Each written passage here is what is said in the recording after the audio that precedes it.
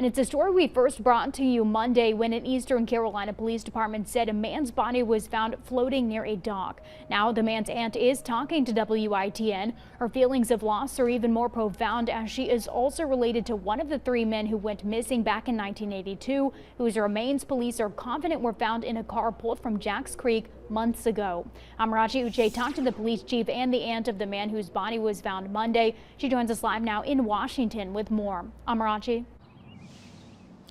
A compassionate, hardworking man who loved his job at Parlay Riverfront Restaurant and Bar, and just overall a great guy is how Gary Upton Jr. is now being remembered.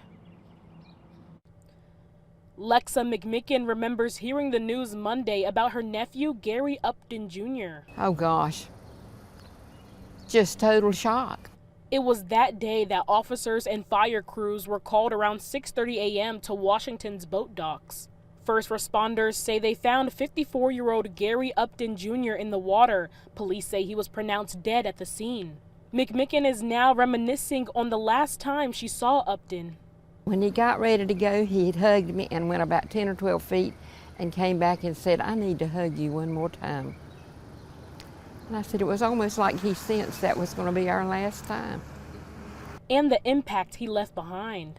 He was sweet and loving and kind and had a good heart. Losing Upton was not the only tragedy McMicken faced this year. In February, human remains were found in a car pulled out of a creek in Washington.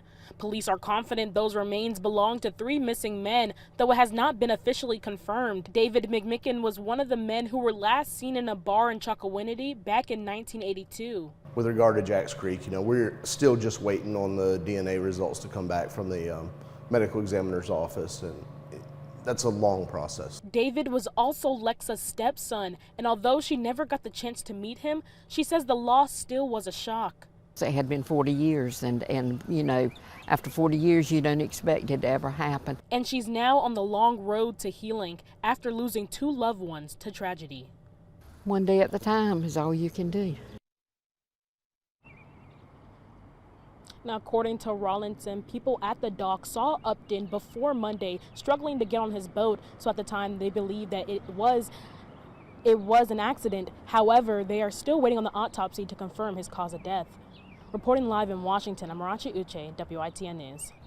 All right, thanks, Amarachi. And officials say this is an active investigation, but foul play is not suspected right now.